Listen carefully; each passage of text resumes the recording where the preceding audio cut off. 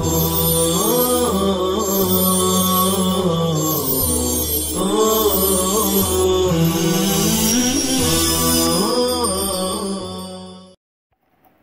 اللہ الرحمن الرحیم۔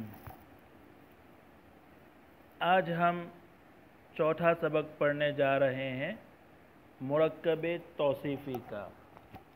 گزشتہ کل ہم نے مرکب کا بیان پڑھا تھا اور مرکب کی دو قسمیں مرکب تام اور مرکب ناقص کو بھی پڑھا تھا۔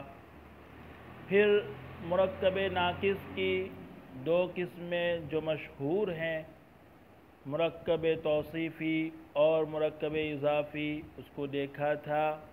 اس میں سے آج مرکب توصیفی کو ہم پڑھنے جا رہے ہیں، اس امید پر کہ طلباء نے یہ جو تمرین ہے 5ویں وہ بنا کر تیار رکھی ہوگی۔ مرکب توصیفی ایسے مرکب کو کہتے ہیں جس میں کسی اسم یعنی اس میں ذات کی کوئی صفت یا حالت یا کیفیت وغیرہ بیان کی گئی ہو، یعنی کسی کی اچھی یا بری حالت بیان کی گئی ہو۔ جیسے مثال دی جا رہی ہے الماء العذب، میٹھا پانی۔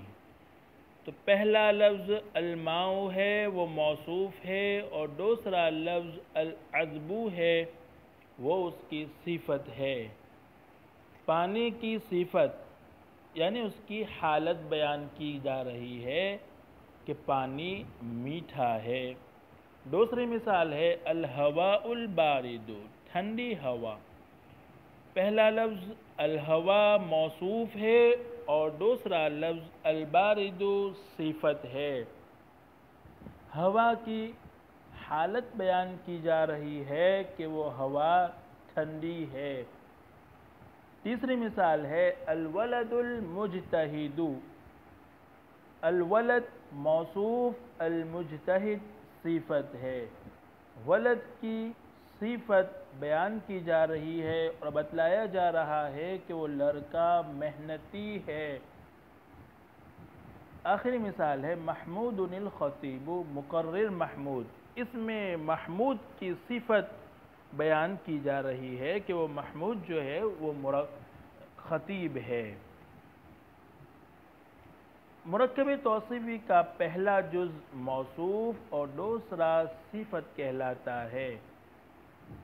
موصوف ہمیشہ اسم ذات اور صفت عموماً اسم صفت ہوا کرتی ہے۔ اسم ذات یعنی وہ لفظ جو کسی چیز کا نام ہو اور خارج میں اس کا وجود ہو، جیسے مثلا الماء پانی، تو پانی خارج میں موجود ہوتا ہے، ایک چیز موجود ہوتی ہے، اس کو ماء کہا جاتا ہے۔ الولد مثلا اس میں ذات ہے کہ وہ ایک چیز کا نام ہے۔ ولد لڑکا، ایک انسان جو چھوٹا ہوتا ہے اس کا نام ہے الولد۔ اس کے مقابلے میں اسم صفت جو ہے وہ خارج میں کوئی موجود نہیں ہوتی ہے، بلکہ وہ کسی اسم ذات کے ساتھ ہوتی ہے۔ مثلا میٹھا ہونا، ٹھنڈا ہونا، گرم ہونا۔ تو یہ گرم خارج میں کوئی چیز موجود نہیں ہوتی کہ کوئی چیز ہو اور اس کو ہم گرم کہیں، کوئی چیز ہو جس کو ہم ٹھنڈا کہیں، ایسا نہیں ہوتا، بلکہ ٹھنڈا پانی ہوگا، اور گرم ہو تو گرم پانی ہوگا، گرم چائے ہوگی، گرم کھانا ہوگا وغیرہ۔ لیکن گرم کوئی ایسی چیز نہیں ہے کہ جس کو ہم گرم کہہ سکیں۔ تو جس کا خارج میں وجود نہ ہو اس کو اسم صفت کہتے ہیں، اور جس کا خارج میں وجود ہو، کوئی چیز موجود ہو اس کو اسم ذات کہا جاتا ہے۔ نمبر 3، مرکب توصیفی یعنی موصوف و صفت کے درمیان حسب ذیل باتوں میں پوری مطابقت ہوتی ہے، اور وہ یہ ہے: نمبر 1، اعراب، یعنی اگر موصوف مرفوع ہے تو صفت بھی مرفوع ہوگی، اگر موصوف منصوب ہے تو صفت بھی منصوب ہوگی، اور اگر موصوف مجرور ہے تو صفت بھی مجرور ہوگی، یعنی اعراب میں موصوف اور صفت دونوں یکساں اور برابر ہوں گے۔ دوسری چیز تعریف و تنکیر، یعنی موصوف اگر معرفہ ہے تو صفت بھی معرفہ ہوگی، اور اگر موصوف نکرہ ہے تو صفت بھی نکرہ ہوگی۔ تیسری چیز تذکیر و تانیث، یعنی موصوف اگر مذکر ہے تو صفت بھی مذکر لانی پڑے گی، اور اگر موصوف مؤنث ہے تو صفت بھی مؤنث ہوگی۔ اور چوتھی چیز ہے واحد، تثنیہ اور جمع، یعنی موصوف اگر واحد ہے تو صفت بھی واحد، موصوف اگر تثنیہ ہے تو صفت بھی تثنیہ، اور موصوف اگر جمع ہے تو صفت بھی جمع ہوگی۔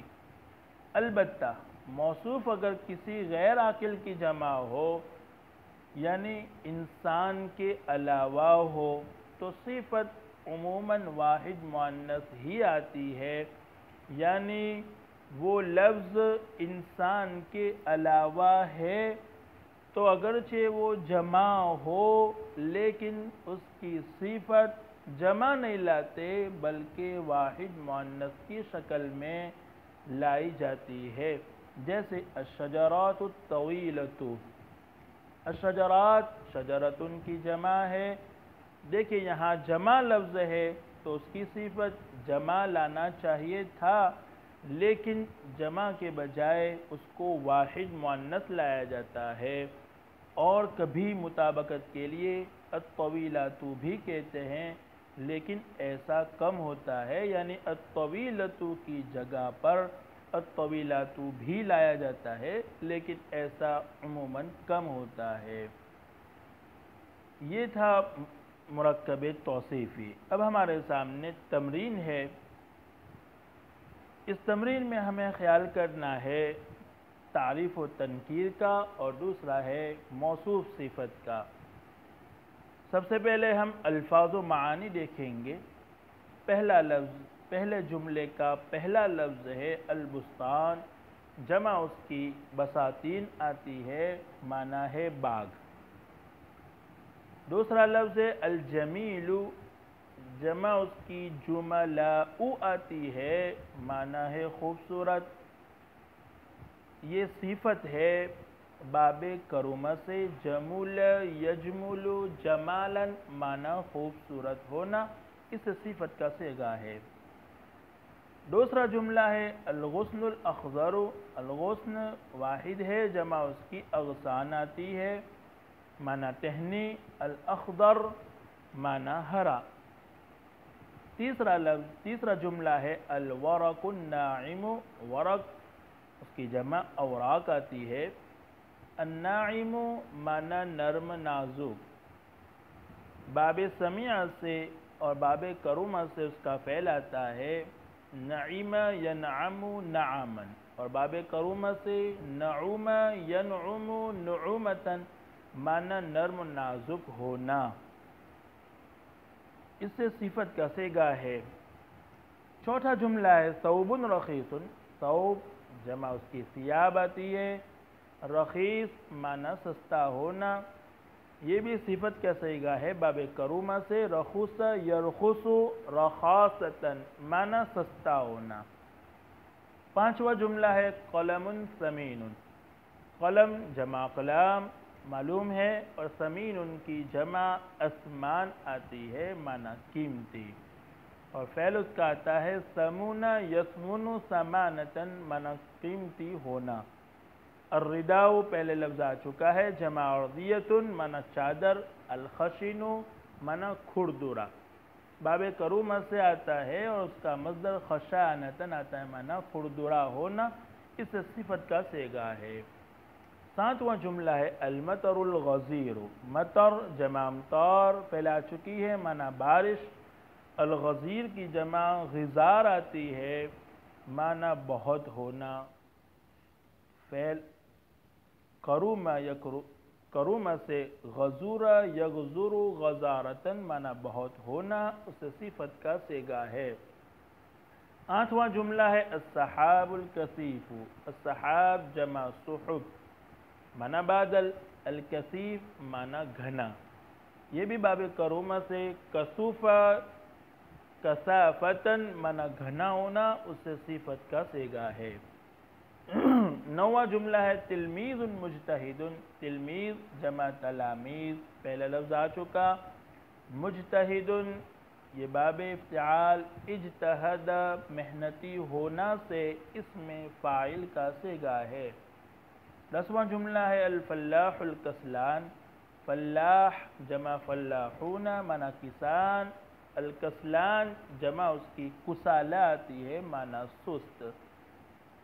گیارہواں جملہ ہے القطار السریع، قطار جمع قطر معنی ٹرین، اور السریع معنی تیز رفتار، جمع اس کی سراعن اور دوسری جمع سرعان آتی ہے۔